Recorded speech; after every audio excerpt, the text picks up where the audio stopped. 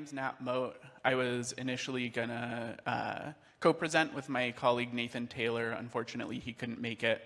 So my part of the presentation is the first one. I'll also give the second one. We have Austin here, who also helped work on some of the stuff about the second one. So he will be available to help answer questions as well. So I'll get started. Part one of this presentation is our story of migrating from OCaml 4 to OCaml 5. Part two is moving on to Multicore. So first of all, I just want to give a quick intro about what Semgrep is. It's a static analysis and code search tool written mostly in OCaml.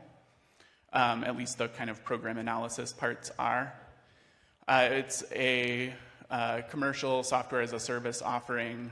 The kind of commercial angle is static analysis for security. But the Semgrep tool is a lot more than that. First of all, it parses code and patterns into abstract syntax trees, and it matches these patterns against the code. So that on its own is a fairly powerful code search engine. We've also built on top of that taint analysis. So we can look for things like the classic one is a SQL injection. But there are all sorts of cases where you don't really want untrusted information flowing into something that needs to have kind of trusted or otherwise validated data. So it turns out that this is a pretty useful tool for a lot of people and companies, and we've so far done fairly well with that. So we were for a long time on OCaml 4. I think OCaml 5 came out in, 2022 or 2023. And we were on OCaml 4 up until this spring of 2025. So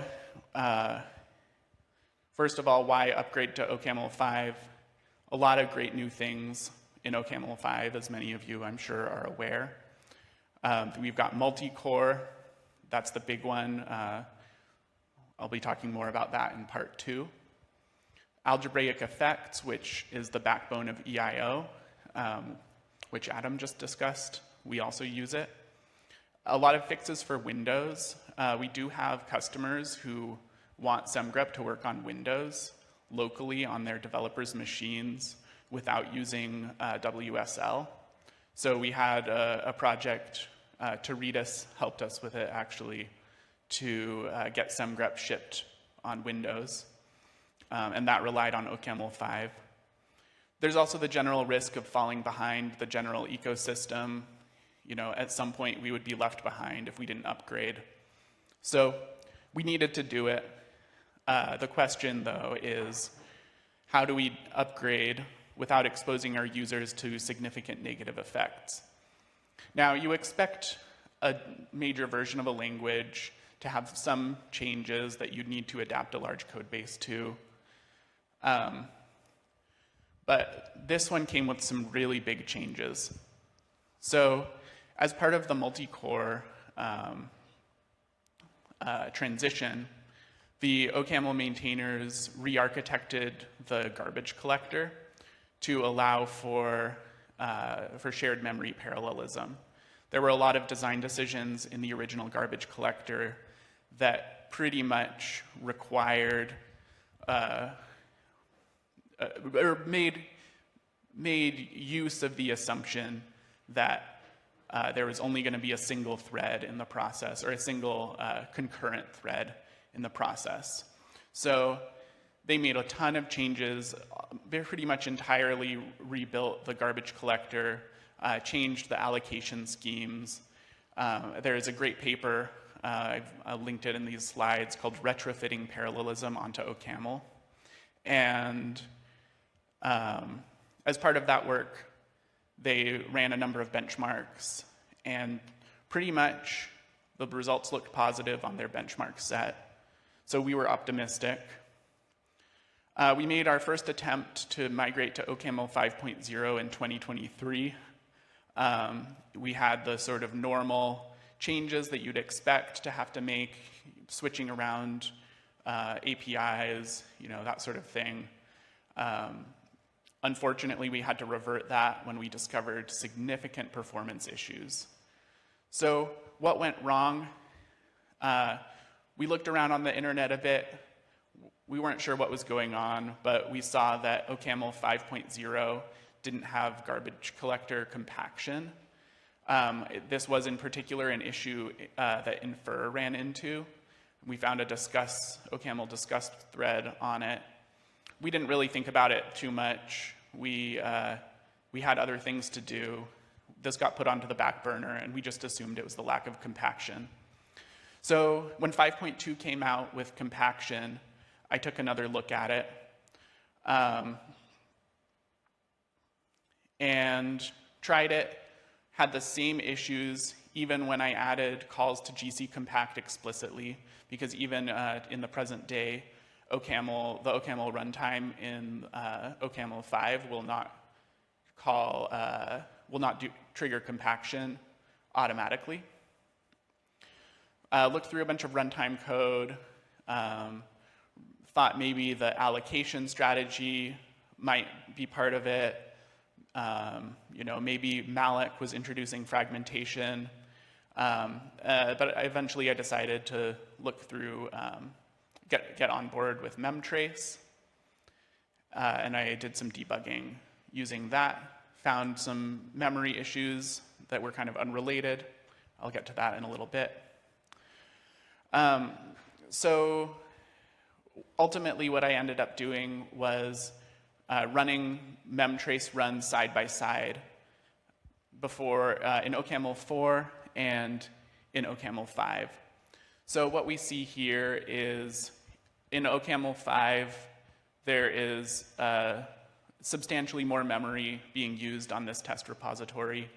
This is a Semgrep scan of Juice Shop, which is an open source, deliberately insecure training web app that we use a lot of times for benchmarking. Note the difference in the scale across these two charts. This is a small repository, but even so, we use substantially more memory. So what this tells you is that this isn't due to fragmentation, because memtrace measures the size of the actual allocated memory.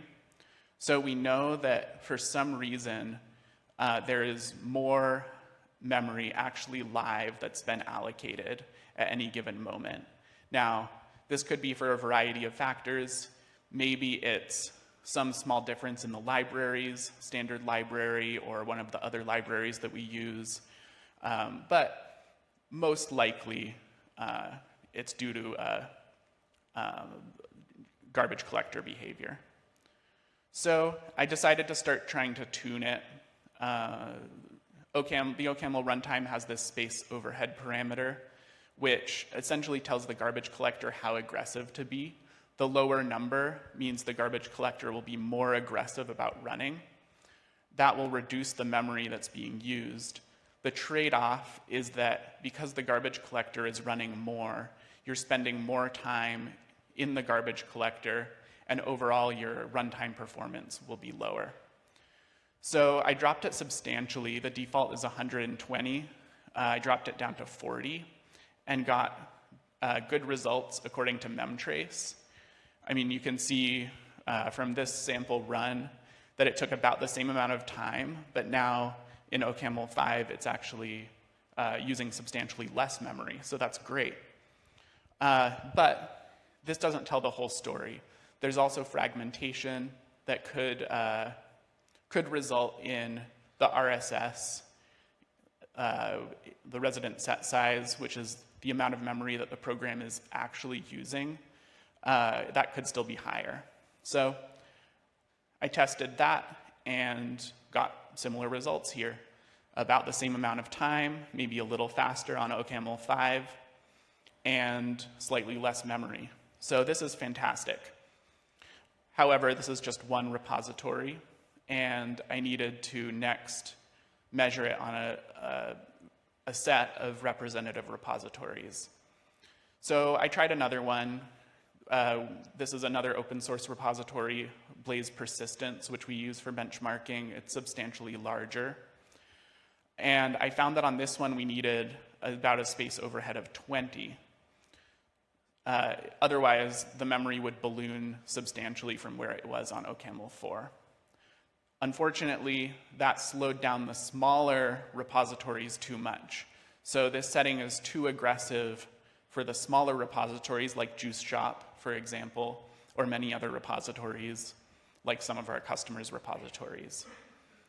I ran with a set of automated benchmarks and learned that some larger repositories needed an even smaller value for space overhead, so a more aggressive collection. And I found for those, space overhead of 15 seemed to work. So at this point, we seemed kind of stuck. We couldn't figure out a way to tune the garbage collector such that it would work well for all of our customer workloads. But we don't necessarily need a single static value. So I wrote and open sourced this library that I called Dynamic GC. And it will take a look at the heap size of your OCaml program and adjust space overhead based on that. And it's configurable. It just has a linear relationship. Very simple, considered something like a PID controller, but keep it simple. Tried this and it worked. So these are our settings that we use for our interfile engine on Semgrep. Basically, it starts making the garbage collector more aggressive at 2 gigabytes of heap size at 8, and then it ramps it up to 8 gigabytes where it no longer keeps it making the garbage collector more aggressive. So our initial benchmarking showed that that worked well, but we still had to do some more validation. So what I did was I set up an A/B test with dry runs that ran alongside our real customer scans. I ran that for a couple of weeks, and I saw no significant changes in runtime behavior between OCaml 4 and OCaml 5 with this GC tuning. So put together a rollout plan, made sure that it was possible to roll back quickly if needed, but fortunately it turned out completely uneventfully. Semgrep is now fully on OCaml 5, and we've started to make use of some of the new features. So it's also worth noting, I wrote a blog post on this. It got noticed by some of the maintainers, and it turned out that they believe that setting space overhead as low as I did is a sign that there is a problem with the runtime. So they've been making improvements to GC pacing. I think some of these fixes will be coming out in OCaml 5.4 and 5.5. So hopefully, at some point, this library that I wrote will become completely unnecessary, and we can just go back to maybe tuning space overhead a little bit, but hopefully more or less have default settings. So these two fixes linked here are merged into mainline OCaml. I think they have a few more fixes in the work. Some of them might only be in OCaml so far, but help is on the way. So hopefully nobody else really runs into this, especially as these fixes come out. But if you do, feel free to try out my utility. So now part 2, Multicore. We did all this work to upgrade to OCaml 5, and one of the big reasons, as I mentioned before, was that we wanted to be able to make use of Multicore.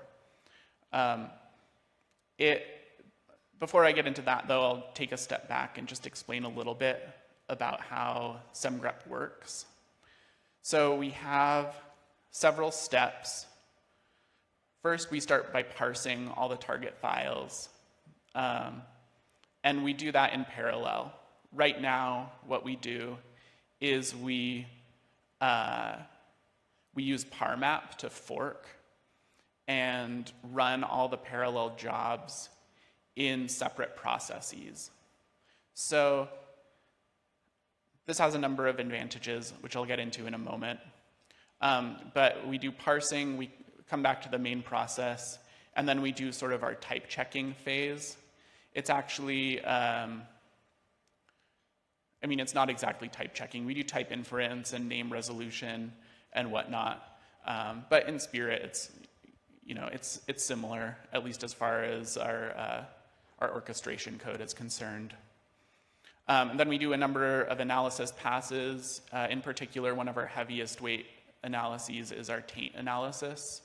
So we, as I mentioned before, looking for things like SQL injections where we find a spot that could have untrusted user input.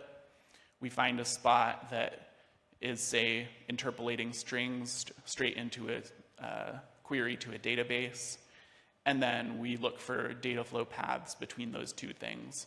And if we can find any, then it's a possible security vulnerability, and we report it. So all of these steps involve forking, running jobs in parallel, and then coming back together, and then moving on to the next one. So here's just a little zoomed in view of our kind of existing legacy process. The big advantage of this is that we are completely data race free. We do have a substantial amount of mutable state, which I'll get to later on.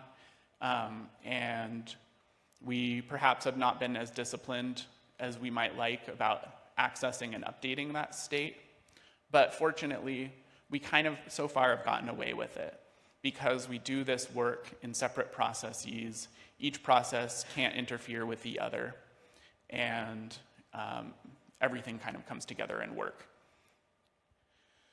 So unfortunately, though, this has, and then it lends itself to kind of a pure programming model. You just send a chunk of work out to a process, you get the answer back. Side effects are limited because even if that process mutates some memory, that effect is not going to be seen by the parent process. Unfortunately, it has a big disadvantage, at least the way that we use fork. So as an aside, I used to work on Flow, which is Facebook's JavaScript type checker. And it uses shared memory, or it uses kind of shared memory parallelism. It doesn't use OCaml's Multicore. It forks, but it stores most of its data in a separately maintained heap that's off the OCaml heap. And so that works great. But what we do at Semgrep is we store most of our state in the OCaml heap. And the problem with that is that when you fork, you're getting copy on write semantics, where initially the fork is very cheap. The different processes share the underlying memory until one of them actually writes to a page.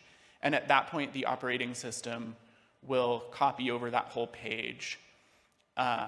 And for something like C, maybe, where you're very explicitly managing your memory and writing only when you deliberately mean to write, the OCaml garbage collector is a mark and sweep garbage collector.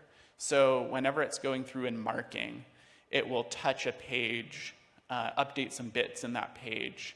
And what we found is that very quickly, the memory would be no longer shared across these processes. I thought I had a chart in here somewhere. But I definitely have a chart at the end showing how when we fork, the memory very quickly just spikes. And this causes major problems for us when we're trying to scan large customer repositories, because we want parallelism so that they can run quickly and run in a normal amount of time. But sometimes when you're running with, say, 8 or 16 cores, this flaw in the design or the architecture causes the memory to balloon so much that even in a massive runner, which is expensive to use, it will it'll actually just run out of memory and crash, and it won't finish. And for some of our largest repositories, we can't even, what we found is that we could get a really large machine, max out the parallelism as much as we could without running out of memory, and we would still be bumping up against the timeouts that we have in our infrastructure. And in some cases, we just couldn't get scans to complete at all. So this is a big problem, and we needed to do something about it. The options on the table were either switch to the architecture that Hack and Flow use that I'm familiar with, where we store a lot of our data off of the OCaml heap. But for many years now, I've been very excited to use Multicore in production. I'm very pleased that it's out. I think that in many ways, it leads to a much simpler and more straightforward programming model. But it does come with some difficulties. So our goal is to migrate incrementally to OCaml 5's newly supported shared memory parallelism.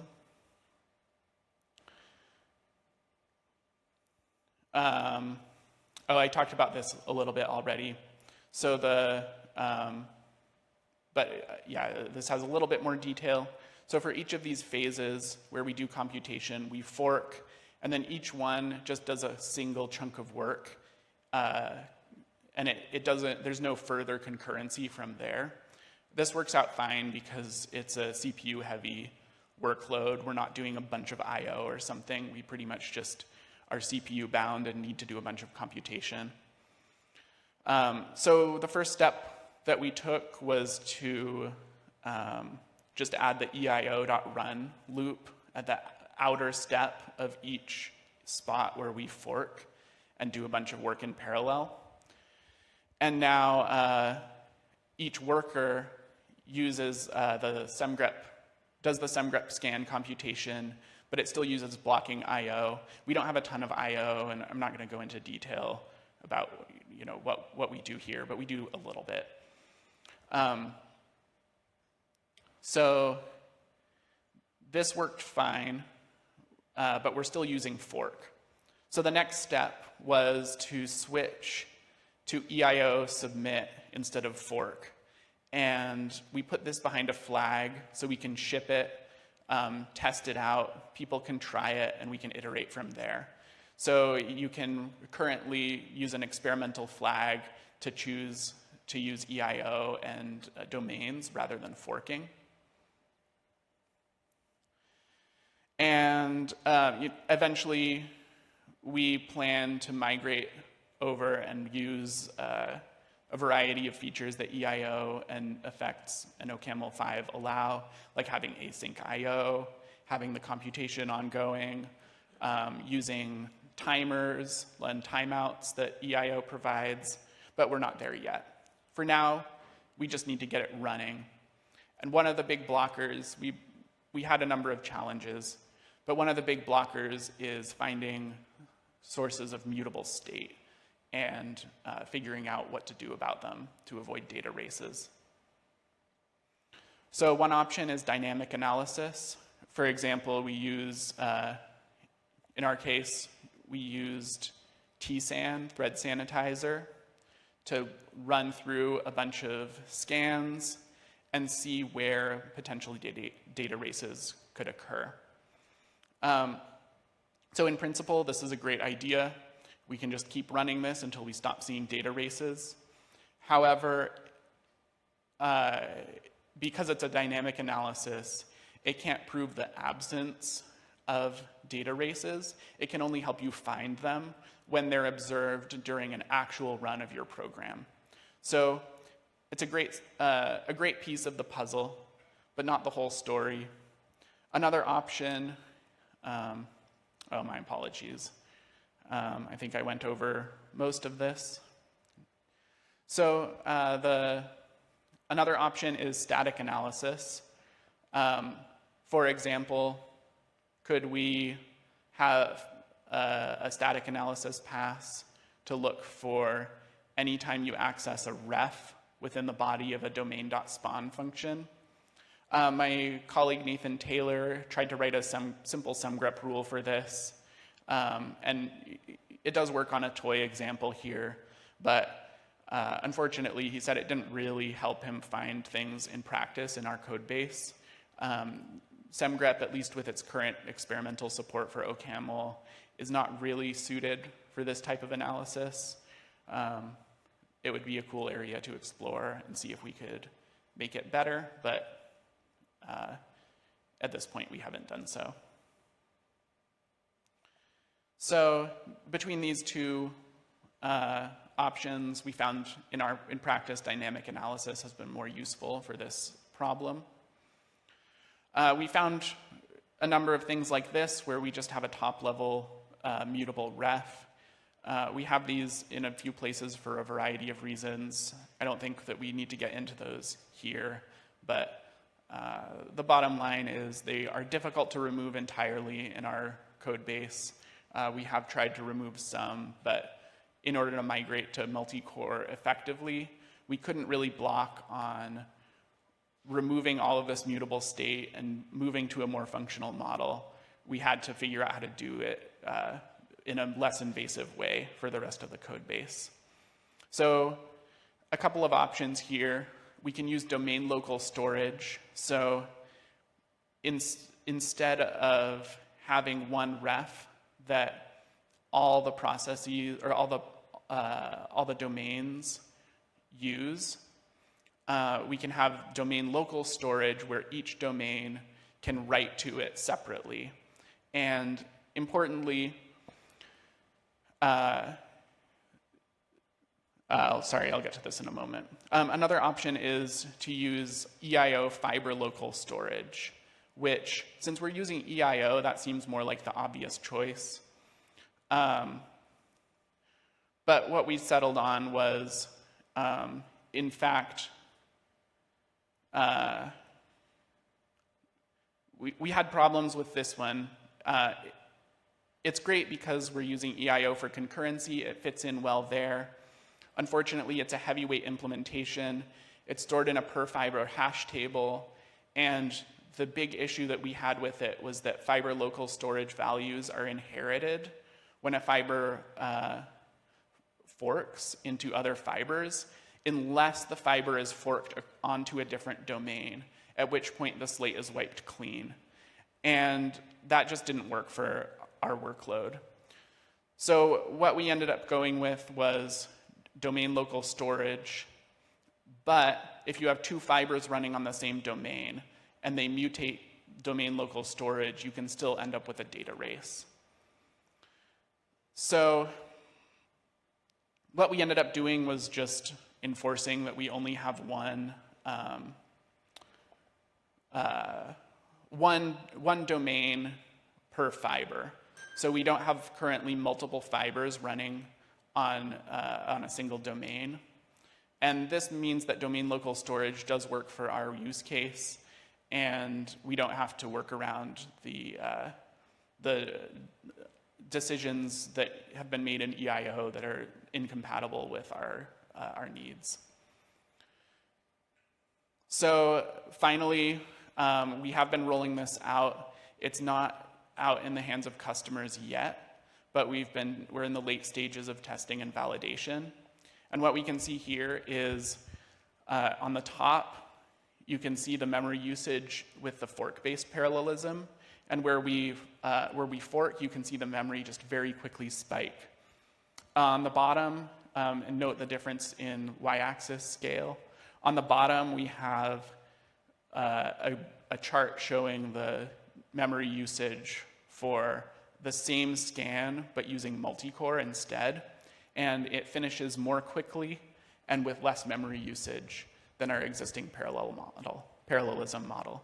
So we saw scan times in some cases improve by 10 to 15%, and memory usage improve very dramatically.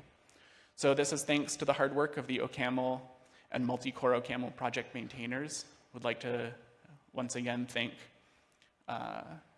thank those folks.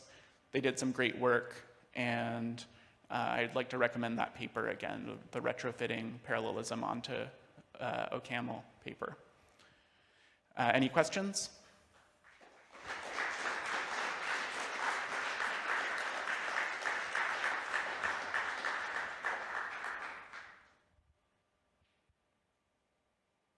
Any question?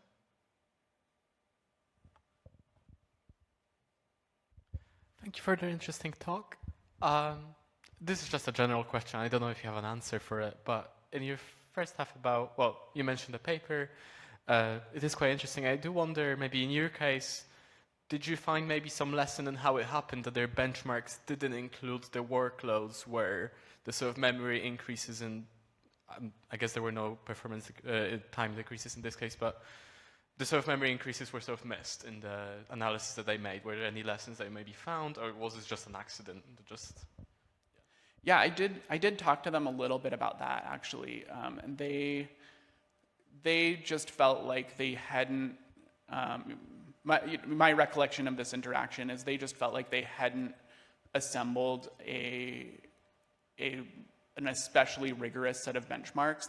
They did what they could with what was open source and easily accessible. But I think that there were maybe two things that differentiated our workload from most of their benchmarks. One, I think, is that we just allocate a lot in Semgrep. We use a lot of memory, probably more memory than any of those benchmarks use. And so the nature of the workload is somewhat different. And it's also, we have a much longer running program when we do large scans on large customer repositories than I think those benchmarks were. So I don't know exactly what the differences were, but that caused the poor GC behavior, but those might be possibilities. Mm-hmm. Thank you. There's another question in the back.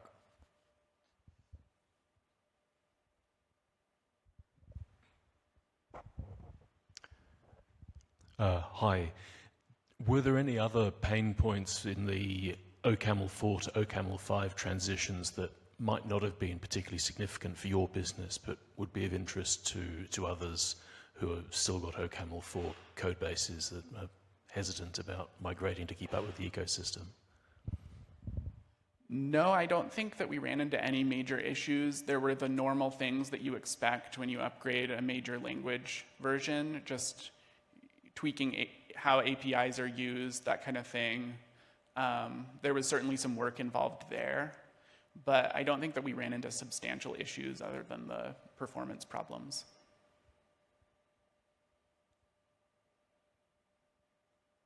Another one?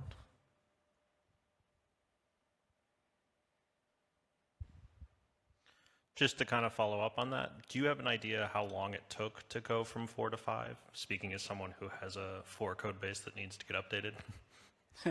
I mean, from when we started to when we actually migrated, it was about 2 years, but we weren't working on it full time.